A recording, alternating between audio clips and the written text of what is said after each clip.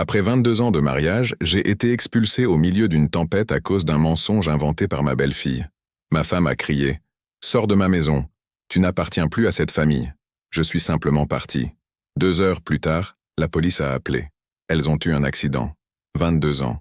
Plus de 2 décennies à construire une vie aux côtés de la femme que j'aimais. J'ai élevé sa fille comme si elle était la mienne. J'ai payé l'école privée, les fêtes d'anniversaire, les voyages en famille. Je n'ai jamais rien demandé en retour. Je voulais juste être un bon père et un bon mari. Mais une seule nuit a tout détruit.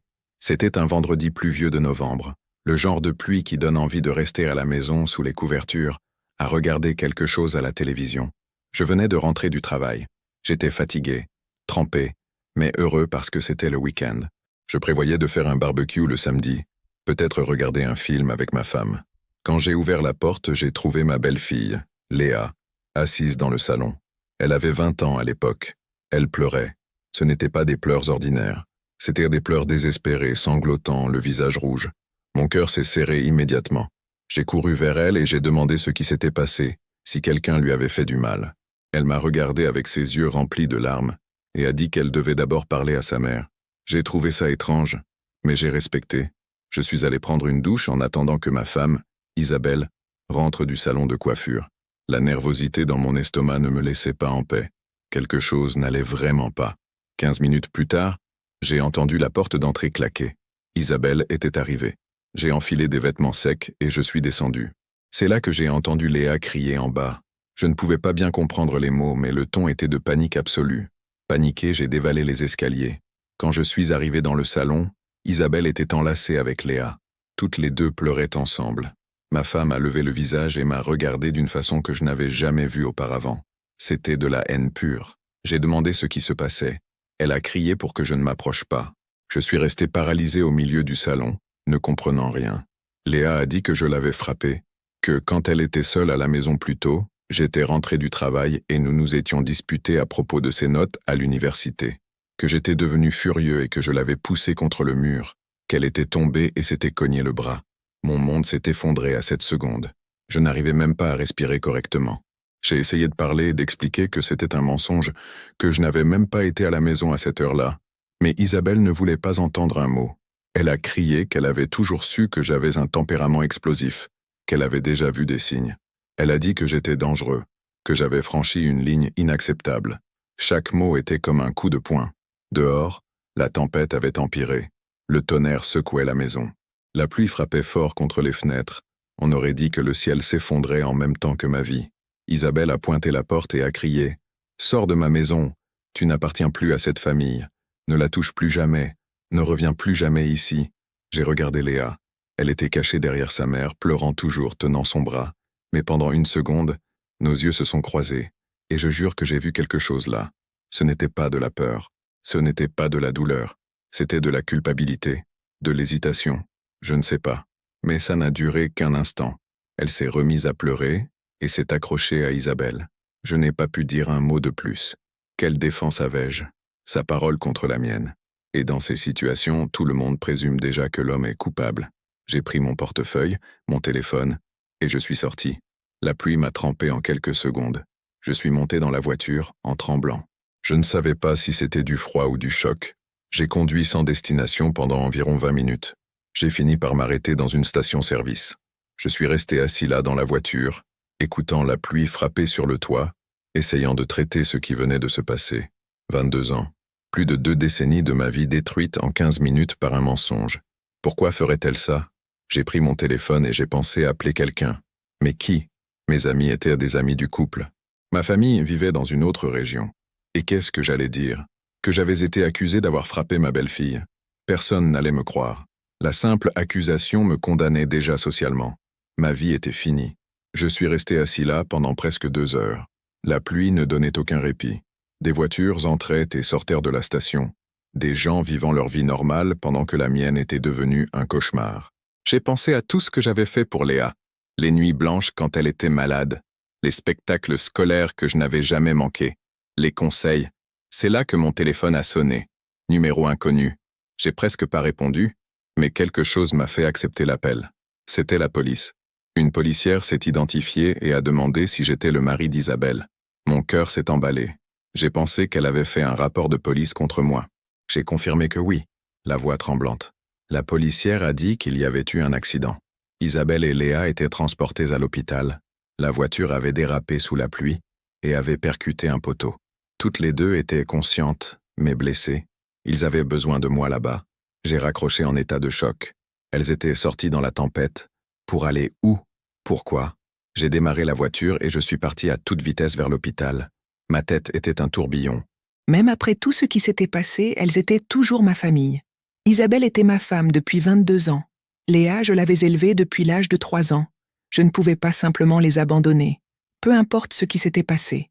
La pluie avait un peu diminué, mais les rues étaient inondées. J'ai dû contourner certains tronçons complètement submergés.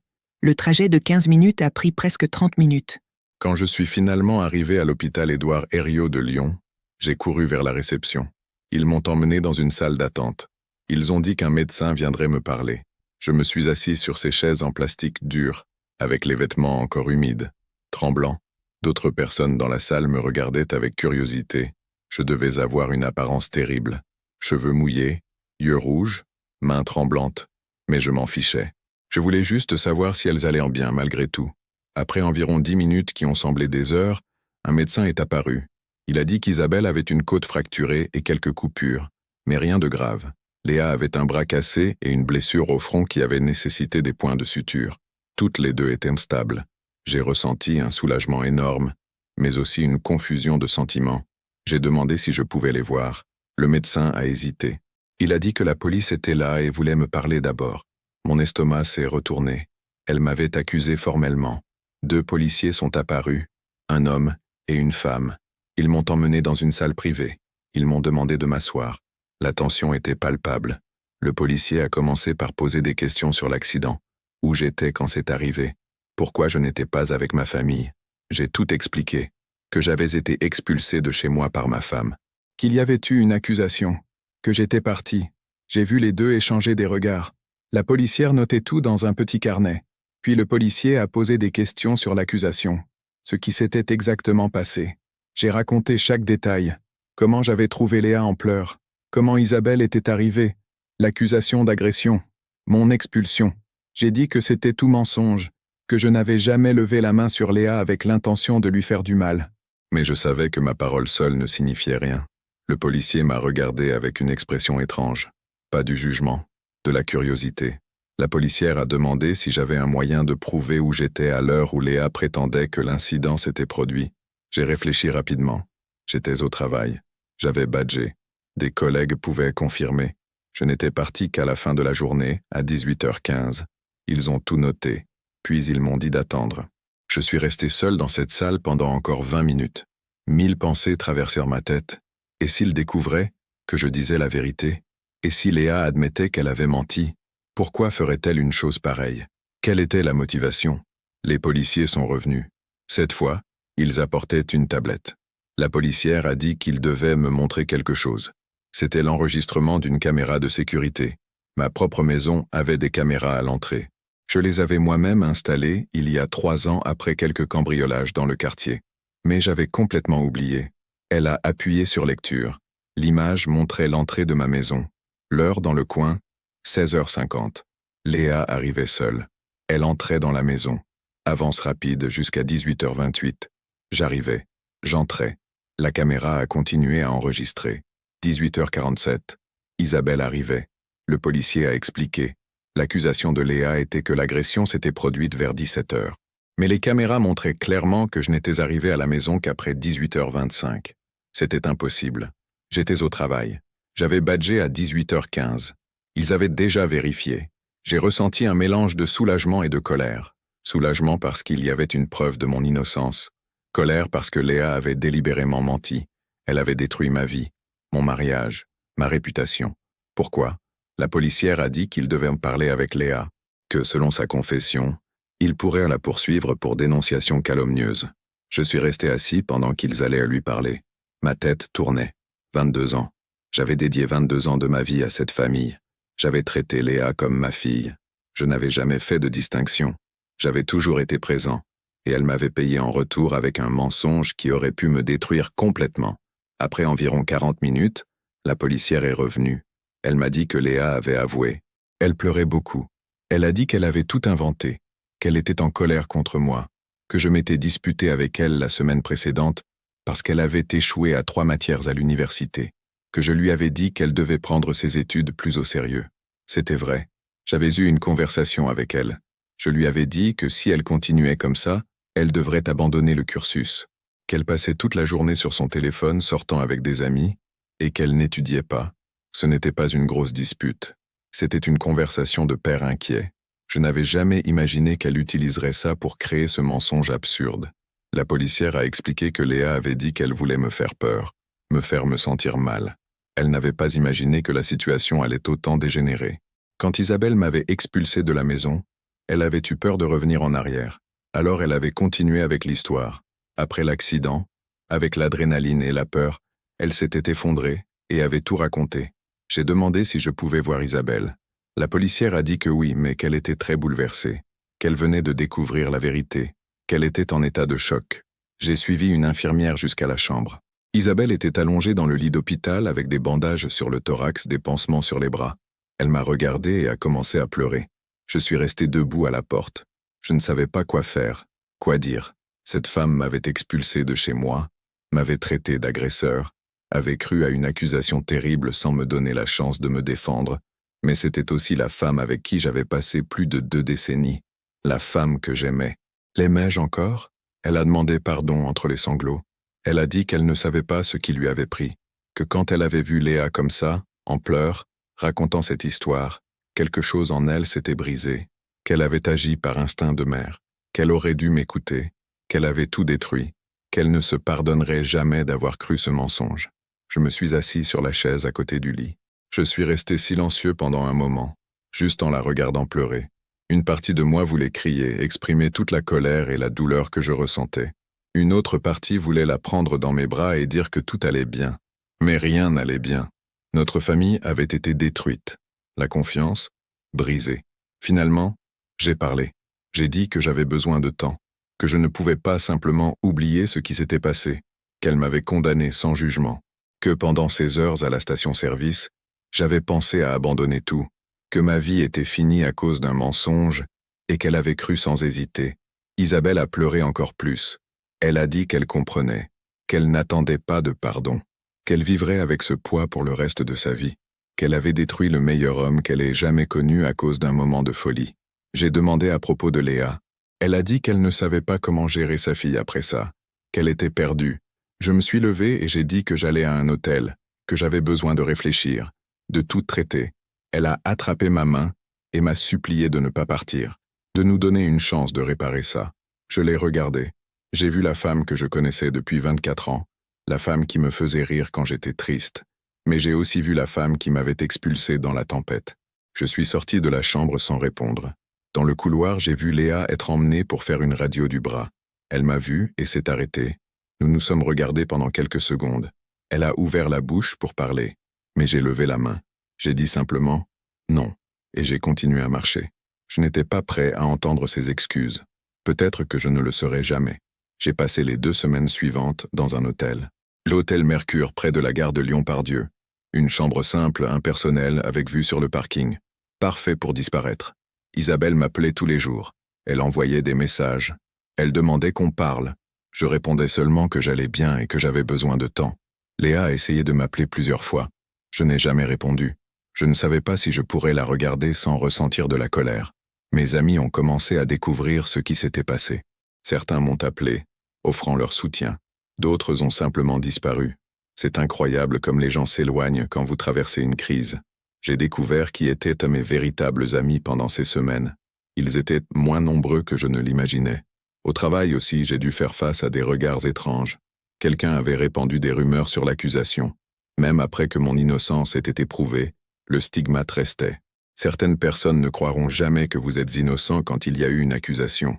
Le simple soupçon tache votre réputation pour toujours. Après 1 mois, Isabelle a demandé à ce qu'on se rencontre en personne. J'ai accepté. Nous avons fixé rendez-vous dans un café neutre, le café des Fédérations dans le Vieux-Lyon. Quand je l'ai vue entrer, j'ai remarqué comme elle était différente.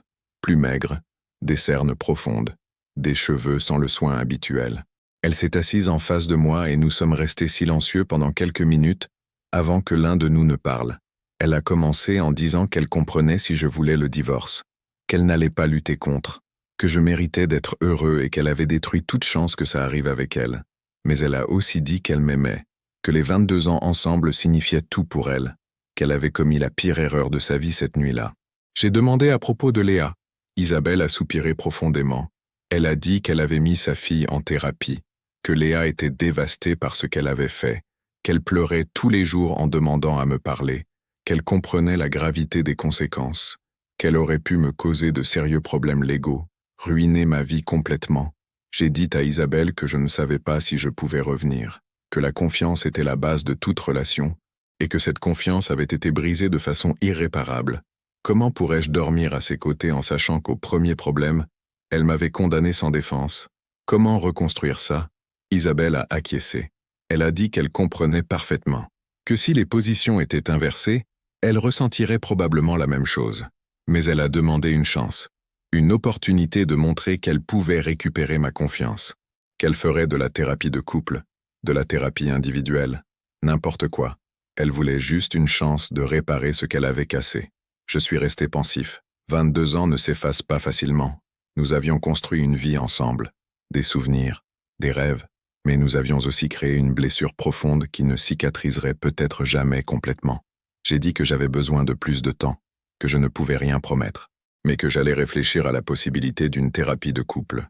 Nous nous sommes quittés ce jour-là sans vraiment de résolution, juste une petite porte entr'ouverte. Quelques semaines plus tard, j'ai reçu une lettre de Léa. Elle était longue, écrite à la main. Elle demandait pardon à répétition. Elle expliquait qu'elle traversait un moment difficile dans sa vie. Pression de l'université, problèmes avec des amis, insécurité. Elle disait que quand j'avais eu cette conversation avec elle à propos de ses notes, elle s'était sentie comme une déception de plus. Dans la lettre, elle admettait que le mensonge avait été une forme tordue d'attirer l'attention, de se sentir en contrôle de quelque chose alors que tout dans sa vie semblait s'effondrer. Elle a dit qu'elle n'avait pas pensé aux conséquences, qu'elle n'avait pas imaginé que sa mère réagirait de cette façon, que quand elle avait réalisé la gravité, elle avait eu peur de revenir en arrière. Elle terminait la lettre en disant qu'elle comprenait si je ne voulais plus jamais lui parler, qu'elle porterait cette culpabilité pour le reste de sa vie, que j'avais été le meilleur père qu'elle aurait pu avoir, même si je n'étais pas son père biologique, et qu'elle avait tout détruit par pure immaturité et égoïsme, que c'était impardonnable. J'ai gardé la lettre. Je n'ai pas répondu. Je n'étais pas encore prêt. Mais j'ai commencé une thérapie individuelle. J'avais besoin de traiter tout ça avec une aide professionnelle. Le thérapeute m'a aidé à comprendre que la colère était naturelle, que je n'avais pas besoin de pardonner immédiatement, que la guérison prenait du temps, et que je devais décider ce que je voulais pour mon avenir. Après 3 mois, j'ai accepté de faire une thérapie de couple avec Isabelle, pas comme une promesse de réconciliation, mais comme une façon d'avoir des conversations difficiles dans un environnement sûr. Les premières séances ont été intenses, beaucoup de pleurs, beaucoup de colère exprimée, mais aussi beaucoup d'écoute, beaucoup de tentatives de compréhension. Le thérapeute nous a aidés à identifier où notre communication avait échoué, comment Isabelle avait agi par trauma de son propre passé, d'une relation antérieure où elle avait été trahie et trompée. Comment cela avait créé une insécurité qui avait explosé cette nuit-là. Ça ne justifiait pas, mais ça aidait à comprendre. 6 mois après l'incident, j'ai pris une décision. J'allais donner une chance au mariage, pas parce que j'avais oublié ce qui s'était passé, mais parce que 22 ans signifiaient quelque chose, parce que j'aimais encore Isabelle, malgré tout, et parce que je crois que les gens méritent des secondes chances quand ils sont véritablement disposés à changer. Mais j'avais des conditions. Isabelle devrait continuer la thérapie individuelle. Nous continuerions la thérapie de couple. Et Léa devrait déménager. Elle avait 20 ans.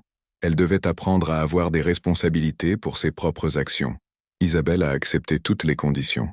Nous avons aidé Léa à louer un petit appartement près de l'université, un studio dans le 7e arrondissement de Lyon, près du campus de sciences. Le jour où elle a déménagé, je suis venu aider avec les cartons. Mais nous avons à peine parlé. Des mots polis, fonctionnels. Merci. De rien. Fais attention à toi. Rien de plus. La distance entre nous était palpable, comme un mur invisible. Elle a essayé plusieurs fois de démarrer une vraie conversation, de s'excuser encore. Mais je n'étais pas prêt. Quand j'ai quitté son appartement ce jour-là, elle était debout à la porte. les larmes aux yeux. J'ai fait un signe de tête et je suis parti. Je suis retourné à la maison un samedi matin de mai. 6 mois après cette nuit de tempête qui avait tout détruit. Isabelle m'attendait à la porte. Elle avait préparé le petit déjeuner, des croissants frais de la boulangerie du coin, du café, du jus d'orange pressé. Tout était parfait, trop parfait.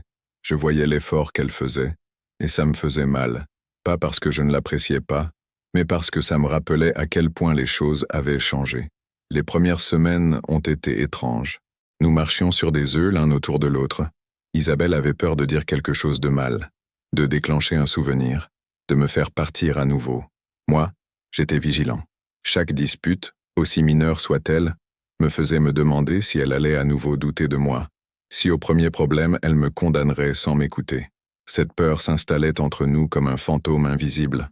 La thérapie de couple continuait, 2 fois par semaine, le mardi et le jeudi soir, dans le cabinet de Madame Roussel, une psychologue spécialisée en thérapie familiale, rue de la République, au cœur de Lyon. Ces sessions étaient notre ancre, l'endroit où nous pouvions parler sans avoir peur, où nous pouvions exprimer la colère, la peur, la tristesse, sans que ça explose en disputes incontrôlables. Madame Roussel nous a appris à communiquer différemment, à ne pas présumer, à poser des questions avant de tirer des conclusions, à donner à l'autre le bénéfice du doute. Isabelle travaillait aussi sur ses propres traumas. Elle m'a raconté pour la première fois en détail son ancienne relation, avant moi, son ex-mari, Julien, le père biologique de Léa. Il l'avait trompée pendant des années, avec plusieurs femmes.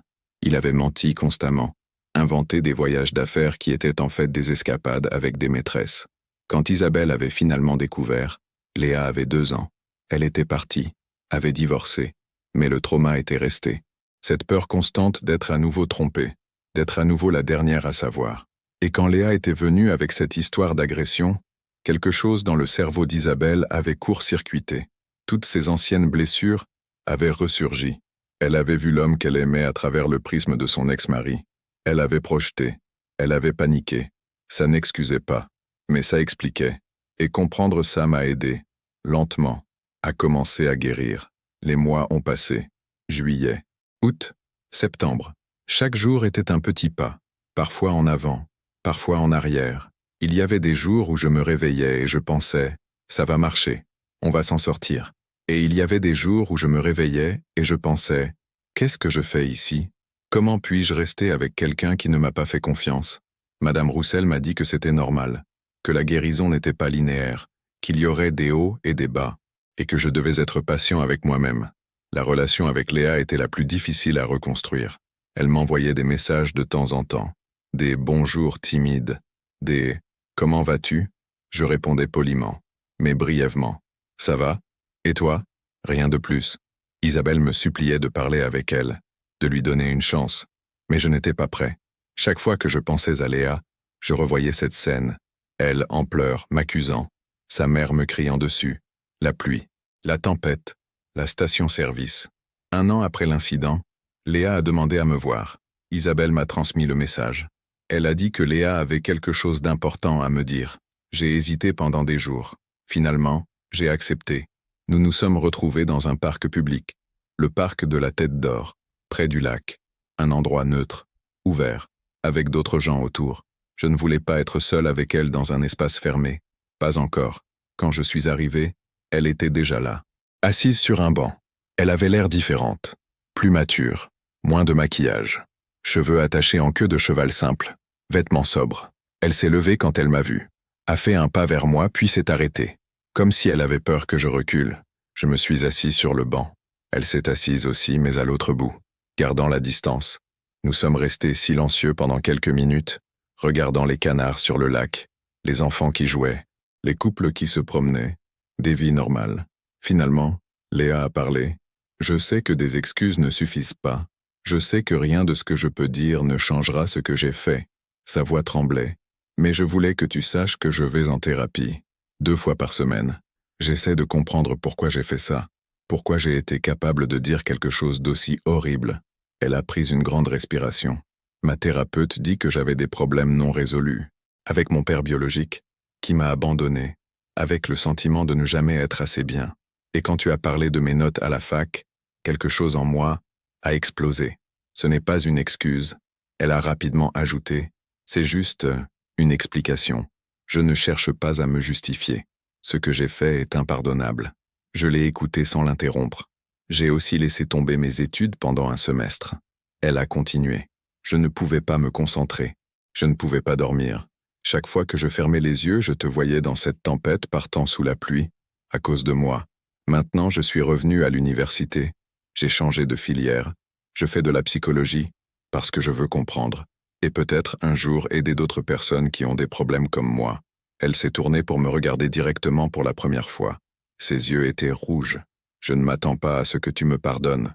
Je ne m'attends pas à ce qu'on redevienne proche. Mais je voulais que tu saches que je vis chaque jour avec ce que j'ai fait, et que je passe chaque jour à essayer de devenir quelqu'un de meilleur, quelqu'un dont tu pourrais être fier, même si tu ne le vois jamais. J'ai senti quelque chose se desserrer dans ma poitrine. Pas du pardon, pas encore, mais quelque chose comme de la reconnaissance. J'ai parlé pour la première fois. Tu as détruit quelque chose en moi cette nuit-là, Léa. Tu as détruit ma confiance, ma sécurité, mon sentiment d'appartenance à une famille. Elle a hoché la tête, les larmes coulant sur ses joues. Je sais. Et tu as failli détruire mon mariage, ma réputation, ma vie entière. Je sais.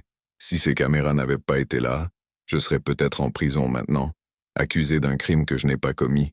Ma carrière serait finie. Ma vie serait finie. Je sais. Elle a sangloté. Et je dois vivre avec ça. Pour toujours. Nous sommes restés silencieux à nouveau. Puis j'ai dit quelque chose que je ne savais pas que j'allais dire. Je te pardonne. Elle a levé les yeux vers moi, choquée. Pas parce que tu le mérites, pas parce que ce que tu as fait est acceptable, mais parce que porter cette colère me détruit aussi. Et je refuse de te donner ce pouvoir. Je te pardonne pour que je puisse guérir. Pas pour toi, pour moi. Léa pleurait ouvertement maintenant. Mais, j'ai continué, notre relation ne sera jamais ce qu'elle était. Je ne peux pas te faire confiance comme avant. Je ne peux pas te voir comme ma fille comme avant. Cette partie est morte cette nuit-là. Ce qu'on peut construire maintenant, c'est quelque chose de nouveau, quelque chose de différent. Mais ça va prendre du temps, beaucoup de temps. Et je ne peux pas promettre qu'on y arrivera. Elle a hoché la tête. Je comprends. Et je vais travailler pour ça, chaque jour, même si ça prend le reste de ma vie.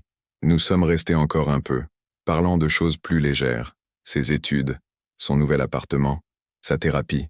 Ce n'était pas facile. Ce n'était pas comme avant. Mais c'était un début. Un petit pas vers quelque chose qui ressemblait à de la guérison. Quand nous nous sommes séparés ce jour-là, elle a hésité, puis m'a demandé si elle pouvait me serrer dans ses bras. J'ai accepté. C'était bref, maladroit, mais c'était quelque chose. Je suis rentré à la maison et j'ai tout raconté à Isabelle. Elle a pleuré de soulagement. « Tu es un homme meilleur que moi », elle a dit. « Je ne sais pas si j'aurais pu faire ça. C'est pour moi que je l'ai fait. » J'ai répondu. Pas pour elle. Et c'était vrai. Le pardon n'était pas pour Léa, c'était pour me libérer. Aujourd'hui, 2 ans après cette nuit de tempête, ma vie est méconnaissable, mais pas dans le mauvais sens. Mon mariage avec Isabelle est plus fort qu'il ne l'a jamais été. Pas parce que ce qui s'est passé a été oublié, mais parce que nous avons travaillé intensément pour reconstruire la confiance. Nous avons appris à mieux communiquer, à ne pas tirer de conclusions hâtives, à toujours donner à l'autre le bénéfice du doute, à écouter avant de juger. La thérapie de couple a continué pendant 18 mois. Même après que les choses soient devenues meilleures, nous avons continué, parce que nous ne voulions pas retomber dans les vieux schémas.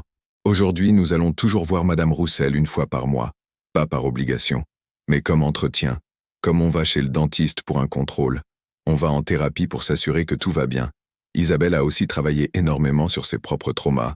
Elle a fait la paix avec son passé, avec son ex-mari, avec les trahisons qu'elle avait vécues.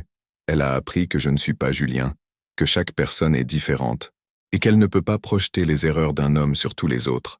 Notre relation aujourd'hui est authentique, plus profonde qu'avant, parce qu'elle est basée sur la vérité, pas sur l'illusion de la perfection. Nous nous disputons parfois, comme tous les couples. Mais maintenant, nous savons comment nous disputer, sans attaque personnelle, sans accusation, sans supposer le pire de l'autre, et surtout, nous savons comment réparer après. Comment s'excuser sincèrement? Comment reconstruire après un conflit? La relation avec Léa a aussi évolué, mais elle ne sera jamais ce qu'elle était. Et j'ai fait la paix avec ça. Elle a diplômé de l'université il y a 6 mois, licence en psychologie. Elle travaille maintenant comme assistante dans un centre de soutien pour adolescents en difficulté. Elle vit toujours dans son appartement. Elle est indépendante, responsable. Nous nous voyons environ une fois par mois. Déjeuners occasionnels, fêtes de famille, anniversaires. Nos conversations sont cordiales, même chaleureuses parfois. Mais il y a toujours cette distance. Ce mur invisible qui ne disparaîtra probablement jamais complètement. Elle le comprend, elle le respecte. Elle continue à travailler sur elle-même en thérapie. Elle a appris de la façon la plus difficile que les mots ont des conséquences, que les mensonges détruisent des vies. Pour son 22e anniversaire le mois dernier, elle m'a écrit une carte. Elle disait simplement « Merci de m'avoir donné une seconde chance que je ne méritais pas. Je passe chaque jour à essayer d'être digne de ce cadeau. Je t'aime, même si je n'ai plus le droit de t'appeler papa. » J'ai pleuré en lisant ça, pas de tristesse, mais de quelque chose de plus complexe, un mélange de douleur et de guérison, de perte et d'espoir. Cette nuit de tempête a changé tout. Elle a presque détruit ma vie. Mais elle m'a aussi enseigné des leçons que je n'aurais jamais apprises autrement. Leçon apprise. Leçon 1. La présomption d'innocence est cruciale dans notre société. Quand quelqu'un est accusé de violence, surtout un homme, il est présumé coupable, jusqu'à preuve du contraire. C'est le contraire de ce que devrait être la justice. La simple accusation suffit à détruire une réputation, à ruiner une carrière, à briser une famille. J'ai eu de la chance. J'avais des caméras de sécurité. J'avais des preuves. Combien d'hommes et de femmes n'ont pas cette chance? Combien sont accusés faussement et n'ont aucun moyen de prouver leur innocence? Leçon 2. Les caméras de sécurité peuvent sauver votre vie. Je n'y avais même pas pensé cette nuit-là. J'avais complètement oublié que ces caméras existaient. Elles ont été installées pour protéger ma maison contre les cambrioleurs. Mais finalement, elles m'ont protégé contre quelque chose de bien plus dangereux. Une fausse accusation. Si vous le pouvez, installez des caméras. Pas par paranoïa, mais par prudence. Dans le monde d'aujourd'hui, votre parole seule ne suffit pas. Vous avez besoin de preuves. Leçon 3. Le pardon est pour vous, pas pour l'autre. J'ai mis longtemps à comprendre ça. Je pensais que pardonner à Léa serait une trahison envers moi-même, que ce serait dire que ce qu'elle avait fait était acceptable. Mais j'ai appris que le pardon n'est pas pour l'autre personne. C'est pour vous libérer du poids de la colère, pour arrêter de donner à l'autre personne le pouvoir de contrôler vos émotions. J'ai pardonné à Léa, pas parce qu'elle le méritait, mais parce que je méritais la paix. Leçon 4. La confiance se reconstruit, mais différemment. Beaucoup de gens m'ont dit que je ne pourrais jamais refaire confiance à Isabelle, qu'une fois brisée, la confiance est morte pour toujours. Mais ce n'est pas vrai. La confiance peut se reconstruire, mais elle ne sera jamais comme avant. C'est une nouvelle confiance, construite sur des fondations différentes, plus solides en un sens, parce qu'elles ont été testées par le feu et ont survécu. Leçon 5. La thérapie n'est pas une faiblesse. Dans notre culture, surtout pour les hommes, demander de l'aide est vu comme de la faiblesse. Mais aller en thérapie a été la chose la plus forte que j'ai jamais faite. Ça m'a sauvé. Ça a sauvé mon mariage. Ça m'a aidé à traiter un trauma que je n'aurais jamais pu traiter seul. Si vous traversez quelque chose de difficile, cherchez de l'aide. Un thérapeute, un conseiller, un groupe de soutien. Il n'y a aucune honte à demander de l'aide. Leçon 6. Les secondes chances existent, mais pas sans condition. J'ai donné une seconde chance à Isabelle. J'ai donné une seconde chance à Léa. Mais ce n'était pas gratuit. Ça venait avec des conditions. Thérapie continue. Changements comportementaux réels. Responsabilité pour les actions. Les secondes chances ne signifient pas oublier. Elles signifient avancer avec des limites claires et des attentes.